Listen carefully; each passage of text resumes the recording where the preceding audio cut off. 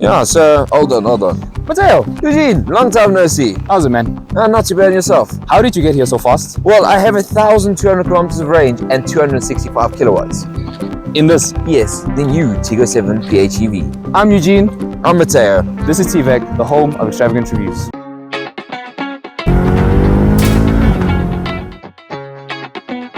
Four liters of fuel. Eugene, you're paying for this.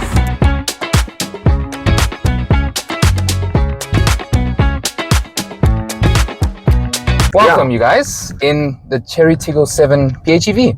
And it's very nice and quiet and calm in here, which Very is comfortable. very comfortable, especially with these seats. These seats are beautiful. Now the seats haven't changed much to the previous one. Yeah. And that gives me high hopes that even if you got a previous generation used, the seat will still be really, really comfortable, which is a big plus. Definitely, for sure. Now, one thing that we do have an issue with is the touch-sensitive buttons Yes. on the steering wheel. Yes, they look good, but they're not good to use. Yes. Because And I over still time, actually prefer the looks of the previous generation. yeah, because they had physical buttons, Yes. which is much more easier. Yes, they look good on here, but when you use them, you're going to be hitting stuff that you would not want to use, Yes. essentially. But overall in here, the suspension is very nice. Very comfortable. It's very comfortable. It's soaking up every single imperfection very well. I love this cabin. It's a really nice cabin. It's a very nice cabin. It is the updated version, essentially. It's not on a full overhaul in here. Yeah, just like we said on the exterior, or we are going to say on the We're going to say exterior. the exterior, yes. It is like an LTR. So if you look at the actual interior, there's just slight changes that have actually happened to the car. It's not a complete overhaul or new models, for instance. And I will say, compared to the Jaecoo that we did, if you do want to see that video, make sure that you click on the link up there.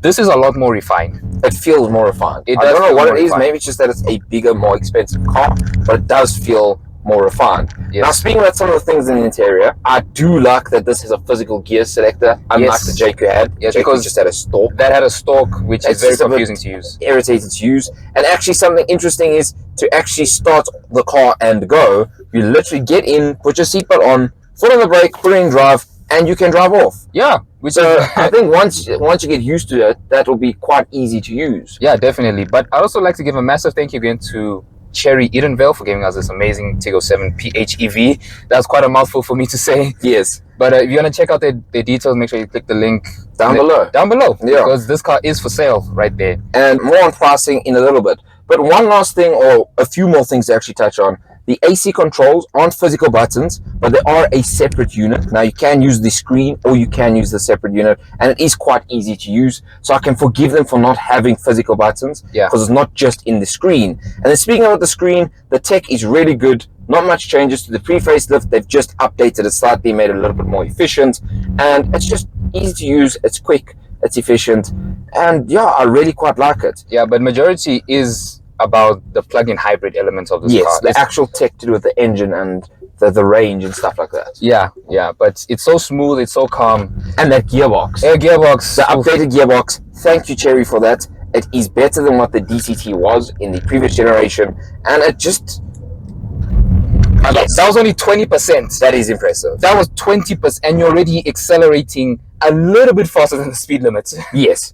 But overall, you've got your Type-Cs, you've got your USB charging point, you've got a whole bunch of space underneath here. It's just a really, really good interior. You even have some Mercedes elements, some of which we'll talk about, and some including the window switches on Eugene's side there. Yeah, which is very Mercedes. And you also, because this is the Plus, you do get a electronic seat controls on the right side. Yeah. If you get the Ultra Spec, it's on both. Yeah. So the new Tiggo 7.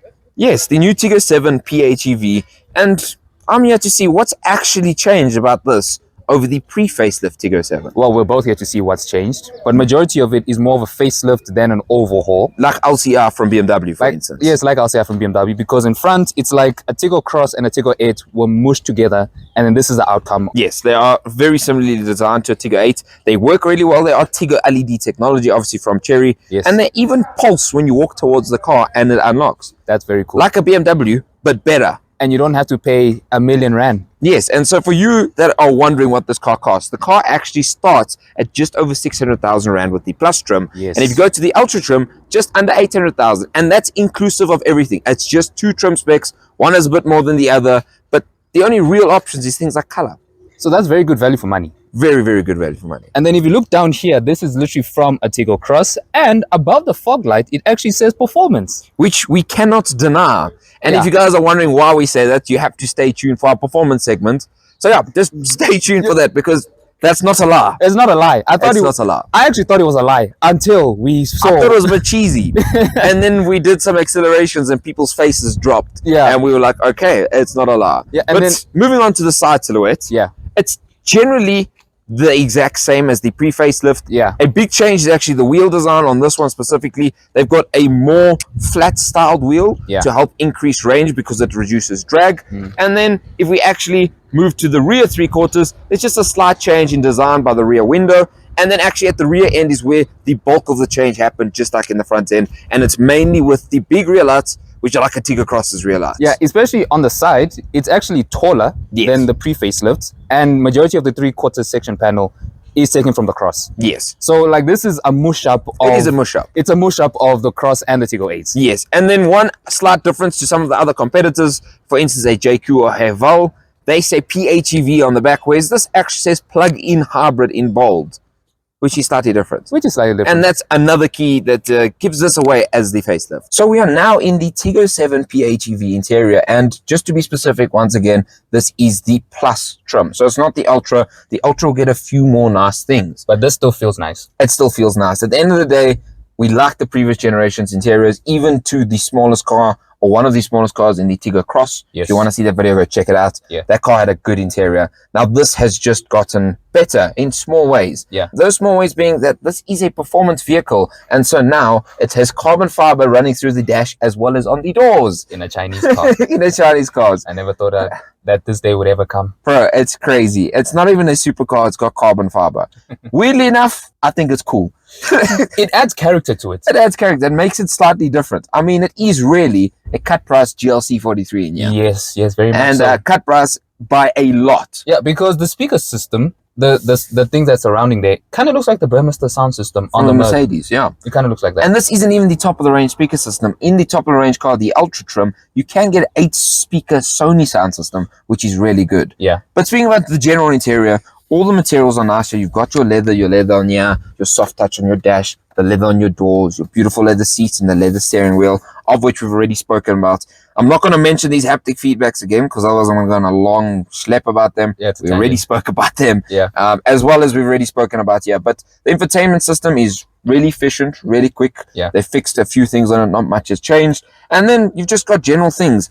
And something really cool about the change of the facelift, A if mini I can get hammer. it out, you get a little hammer, of which I'm going to test on the window right now. No, I'm joking, Calvin. I'm joking. But this is actually, if you were to roll the car, get stuck in the car, in the event of a fire or something like that, this is used to break the window open so you're able to get out if the door does not open. More for safety. So, more for safety, which is really nice. And we figured out a very funny quirk in here, that when you pull down the sun visor and you Pull the latch down. pull the latch down. You've got a cell phone mirror, Yeah, I have never seen this on any other car. of which you can press a button and it changes the gradient of the light.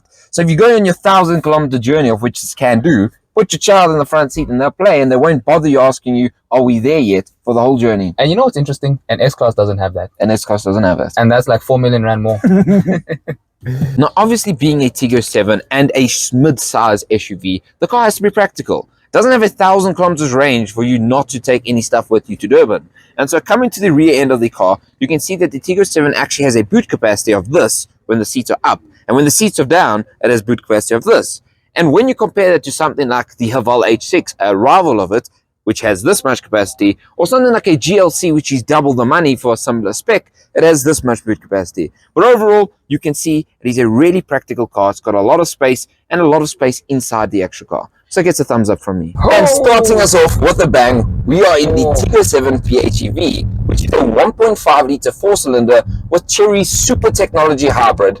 And it makes 265 kilowatts and 530 newton meters of torque, coupled with a really good gearbox, as well as all-wheel drive, because it is a hybrid. And it's just insane. Holy crap. That is fast. That is That fast. is so quick. Jeez. It is like, and then just on top of it being quick, we've got 1.3 liters to the 100 engine kilometers and 4.4 liters combined. That's how efficient this car is. And then on top of that, you've got 1,200 kilometers of total range. Yeah, so Silly. This car is so quick, the phone almost fell out of my hand. Yes, as well as mine when Eugene first did it. Because we didn't do it in sport until we just drove now. And it is silly quick. The scary thing is, regular moms are going to be buying this. Yes. Like regular people who have gone from a RAV4 Yes. are going to be going to super hatch power.